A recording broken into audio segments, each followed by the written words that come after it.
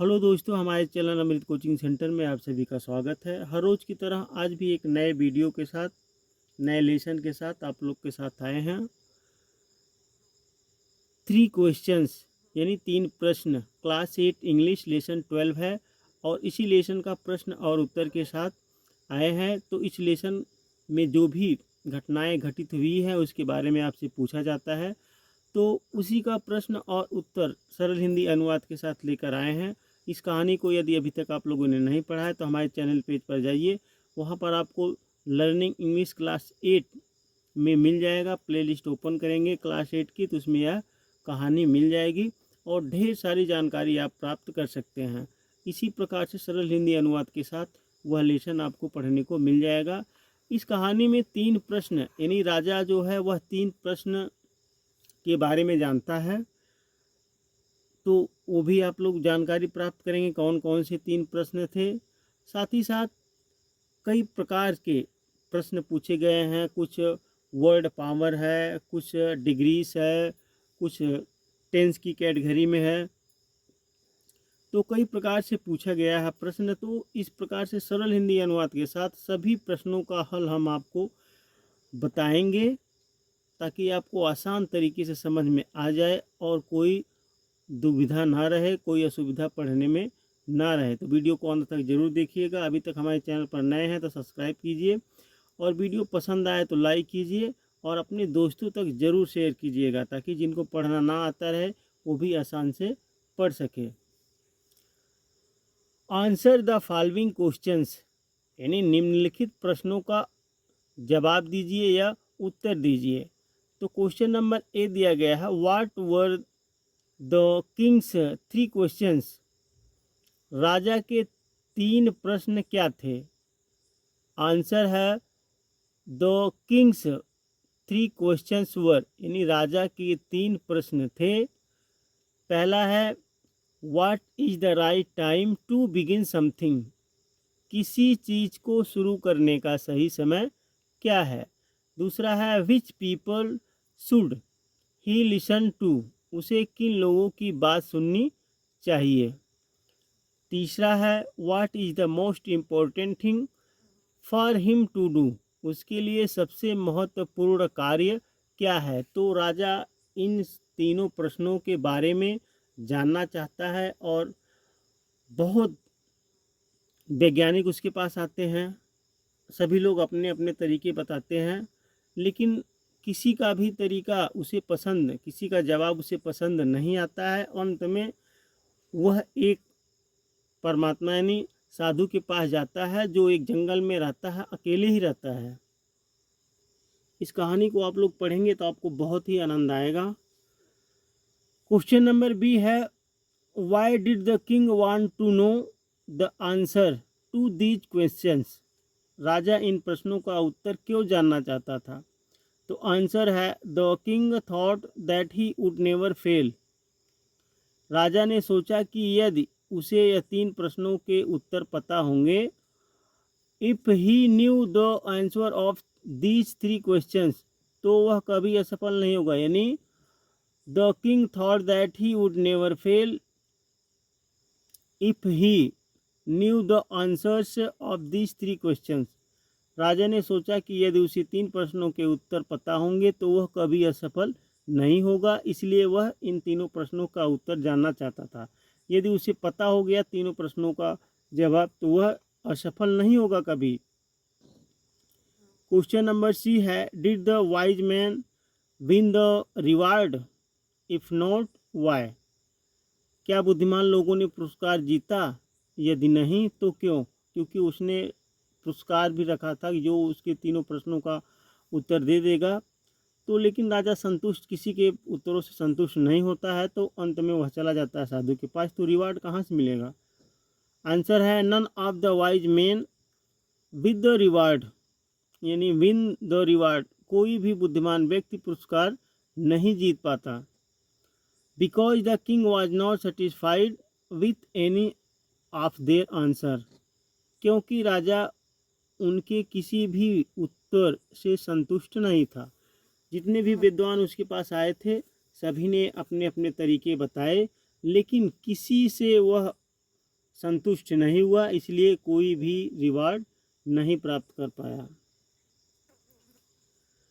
Question number D है, how did the king help the hermit, यानी hermit जो साधु थे, राजा ने साधु की किस प्रकार सहायता की। तो आंसर है, the king took the spade from the tired hermit and started digging the ground. राजा ने थके हुए साधु से कुदाल ली और ज़मीन खोदना शुरू कर दिया, क्योंकि राजा जब साधु के पास पहुंचता है तो वह अपनी कुटिया के सामने ज़मीन की खुदाई कर रहा होता है। क्वेश्चन नंबर ई है, who wounded the bearded man, दाढ़ी वाले आदमी को किसने घायल किया।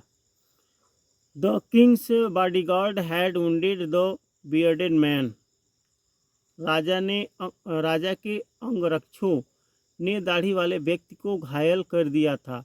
राजा जब जाता है तो अपने सैनिकों और घोड़ों को कुछ दूर ही छोड़ देता है, तो एक उसका राजा का एनिमी रहता है, नहीं दुश्मन रहता है, तो वह उसे मारना चाहता है, तो जैसे ही उसके बॉडीगार्ड देखते हैं तो उसे घायल कर देते हैं। क्वेश्चन नंबर एफ है, who was the bearded man, दाढ़ी वाला आदमी कौन था।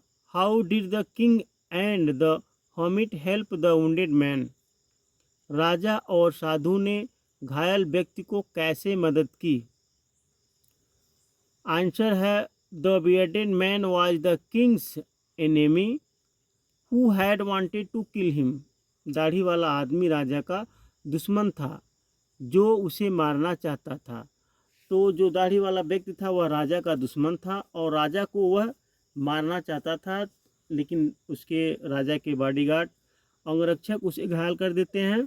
किसी तरह वह बचकर साधु और राजा के पास पहुंच जाता है, तो राजा उसको बैंडेज लगाता है, पट्टियाँ लगाता है, उसकी सेवा करता है, देखभाल करता है।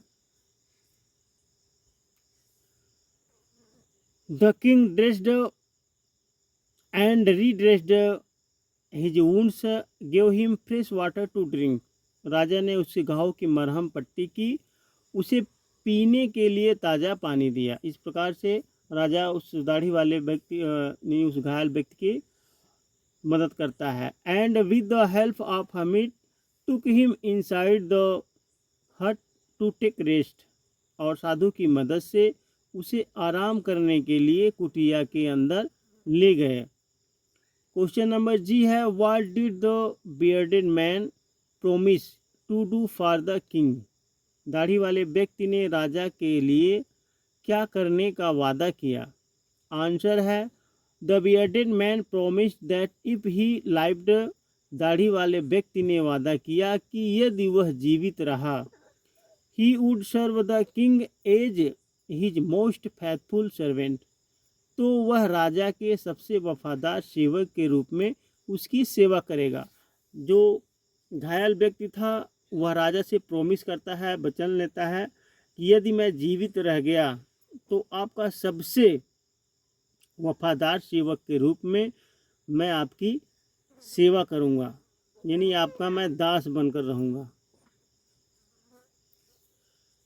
क्वेश्चन नंबर एच है, which is the most important time, the most important person, सबसे महत्वपूर्ण समय, सबसे महत्वपूर्ण व्यक्ति।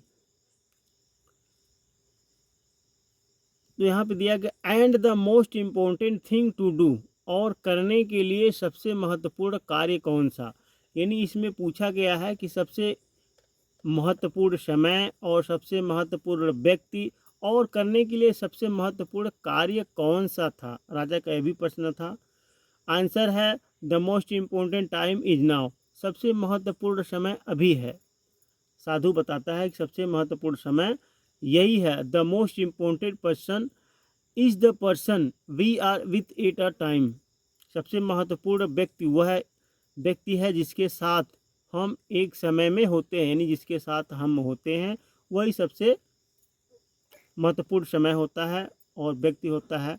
And the most important thing to do is to do that person good, और सबसे महत्वपूर्ण काम उस व्यक्ति का भला करना है, यानी किसी के साथ हम भला करते हैं वह सबसे महत्वपूर्ण कार्य होता है। आप भी अपने जीवन में समझ लीजिए कि आप किसी के साथ भलाई करते हैं तो वह आपके जीवन का सबसे महत्वपूर्ण काम यानी सबसे महत्वपूर्ण व्यक्ति, सबसे महत्वपूर्ण कार्य होता है। अब यहाँ पे पूछा गया है who said these lines and to whom, ये पंक्तियाँ किसने और किससे कही। तो आपको सीधा सीधा बताना है।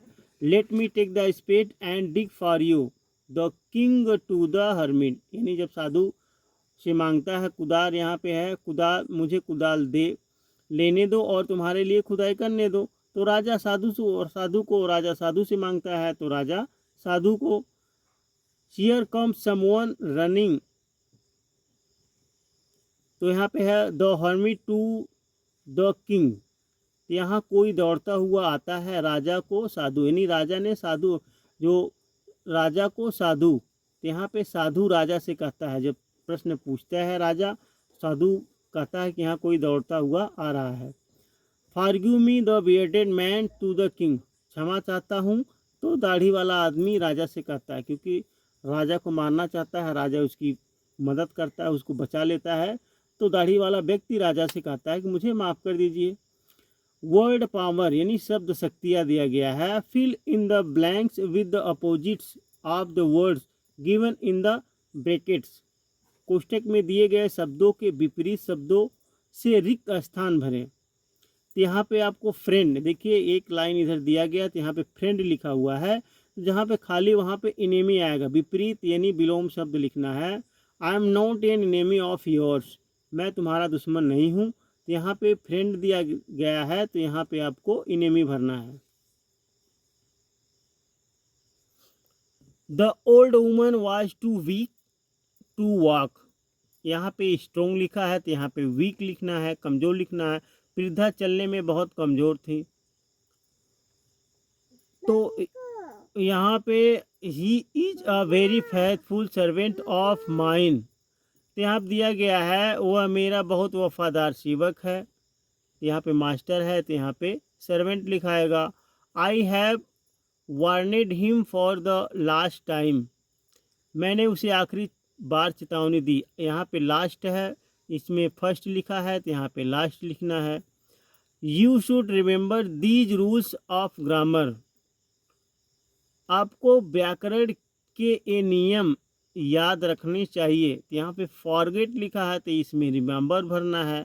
They are going to reward him for his bravery, यहाँ पे पनिश लिखा है, तो यहाँ पे ब्रेवरी रहेगा, वे उसे उसकी बहादुरी के लिए पुरस्कृत करने जा रहे हैं।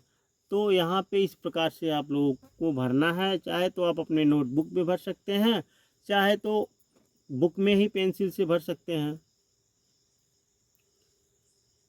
Instead of saying light of the moon we can say moonlight which is a compound word, चंद्रमा की रोशनी कहने के बजाय हम चांदनी कह सकते हैं, जो एक निश्चित शब्द है। तो इसी प्रकार से आप लोग को भरना है। Give compound words for each of the following, निम्नलिखित में से प्रत्येक के लिए विभिन्न शब्द दीजिए। तो इस प्रकार से आप लोग को भरना है। जैसे the time to go to bed, तो क्या बोलते हैं उसको, नाइट, यानी बिस्तर पर जाने का समय हो गया है, कब, रात में। द शाइन ऑफ द सन, सूरज की चमक को हम लोग क्या कहते हैं, सनशाइन, यानी धूप कह सकते हैं। क्लॉथ ऑफ द टेबल, मेज का कपड़ा क्या होता है, टेबल क्लॉथ, यानी मेज पोश। रूम फॉर अ क्लास, कक्षा के लिए कमरा तो क्या कहते हैं, classroom. Work to be done at home, घर पर ही करना होगा तो क्या होता है, होमवर्क, यानी गृह कार्य। द पॉट फॉर फ्लावर्स, फूलों के लिए बर्तन, फ्लावर पॉट, यानी फूलदान। तो इस प्रकार से आप लोग को बनाना है, कंपाउंड वर्ड सबके लिए डालना है। लैंग्वेज प्रैक्टिस यानी भाषा अभ्यास। Combine is pair of sentence using ING phrase, यानी कंबाइन, यहाँ पे है आईएनजी वाक्यांश का प्रयोग करते हुए वाक्यों के प्रत्येक जोड़ को संयोजित करें। One has been done for you, एक आपके लिए किया गया है। तो इसमें आपको ING लगाना है। एग्जाम्पल जैसे the girl saw the teacher, लड़कियों ने अध्यापक को देखा। दे स्टॉप टॉकिंग, उन्होंने बात करना बंद कर दिया। तो इस सेंटेंस को ING लगाकर जोड़ना है। तो seeing the teacher the girls stop talking, टीचर को देखकर लड़कियों की बोलती बंद हो गई। Shravan carried his blind parents, Shravan ने अपने अंधे माता पिता को गोद में उठाया। He went from place to place, तो वह एक जगह से दूसरी जगह जाता रहा। श्रवण कुमार अपने माता पिता को कांवर में उठाकर एक जगह से दूसरी जगह लेते जा रहे थे। दोनों सेंटेंस अलग अलग है। यहाँ पे है carrying his blind parents, Shravan went from place to place, अपने अंधे माता पिता को गोद में उठाए हुए श्रवण एक स्थान से दूसरे स्थान पर गया। तो इस प्रकार से आप लोग को बनाना है। She sought permission from her mother, उसने अपनी माँ से इजाज़त मांगी। She went to the party, वह पार्टी में गई थी। तो यहाँ पे है seeking permission from her mother, she went to the party, वह अपनी माँ से इजाज़त मांगकर पार्टी में गई। दो सेंटेंस अलग अलग दिए गए हैं। तो यहाँ पे कंबाइन मतलब दोनों को जोड़कर बनाना है। ING फ्रेजिंग वर्ब लगाकर। The Rober saw the policeman, लुटेरों ने पुलिस वाले को देख लिया। दे रेन अवे, वे भाग खड़े हुए। Seeing the policeman the robbers rain away, लुटेरों ने पुलिस वाले को देख लिया और वे भाग खड़े हुए। सीमा कंसंट्रेटेड ऑन द टारगेट, सीमा ने लक्ष्य पर ध्यान केंद्रित किया। शी शॉट द एरो, उसने तीर चलाया। यहाँ में concentrating on the target, Seema shot the arrow, लक्ष्य पर ध्यान केंद्रित करते सीमा ने तीर चलाया। The teacher looked at the painting, अध्यापक ने पेंटिंग को देखा। द टीचर प्रेस्ड इट, अध्यापक ने इसकी प्रशंसा की। यहाँ पे looking at the painting the teacher praised it, painting को देखकर टीचर ने उसकी तारीफ की। अगला है write the questions to which the words underline are the answer, वे प्रश्न लिखे जिनके उत्तर रेखांकित शब्द हो। यहाँ पे है Indu reached home at 4 PM, शाम 4 बजे इंदू घर पहुंची। When did Indu reach home, Indu घर कब पहुंची। यानी यहाँ पे आपको क्वेश्चन लिखना है। यहाँ पे आंसर दिया गया है, जैसे इंदू घर कब पहुंची, तो आपको इंदू, यहाँ पे है इंदू शाम 4 बजे घर पहुंची, तो इंदू घर कब पहुंची। इस प्रकार से आपको क्वेश्चन लिखना है। He became successful by working hard, कड़ी मेहनत करके वह सफल हो गए। यहाँ पे how did he become successful, वह सफल कैसे हुए। तो यहाँ पे अगर पूछा जाए तो वह सफल कैसे हुए, तो इसका आंसर ए हो जाता है। लेकिन इसका प्रश्न है, यहाँ पे उत्तर ए है, तो इसका इस प्रकार से आंसर ए हो गया। तो इसी तरीके से आप लोग को चेंज करके लिखना है, यानी क्वेश्चन बना के लिखना है। They went to sell their old car, वे अपनी पुरानी कार बेचना चाहते हैं। यानी they want to sell their old car, वे अपनी पुरानी कार बेचना चाहते हैं। What do they want to sell, वे क्या बेचना चाहते हैं। Mitu's parents are going to the museum, Mitu के माता पिता संग्रहालय जा रहे हैं। Where are Mitu's parents going, Mitu के माता पिता कहाँ जा रहे हैं। तो इस प्रकार से आप लोगों को क्वेश्चन बनाना है।